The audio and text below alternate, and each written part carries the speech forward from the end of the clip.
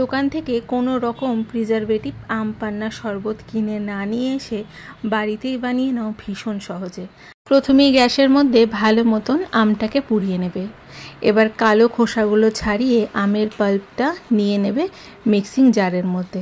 তার মধ্যে দেবে 1 থেকে 2 মুঠের মতো ফ্রেশ পুদিনা পাতা, তার সঙ্গে দেবে বেশ অনেকখানি বিট নুন, এর মধ্যেই দিয়ে দেবে 7 থেকে 8 প্যাকেটের মতো জলজিরা।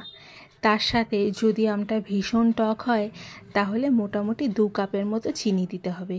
চিনিটা একটু বেশি পরিমাণে লাগবে। ভালো মতন অল্প একটু জল দিয়ে ভালো মতন মিক্সিতে মিহি করে ব্লেন্ড করে নাও। তৈরি হয়ে গেল আমাদের বাড়িতে খুব সহজেই আম পান্নার মিক্সচার।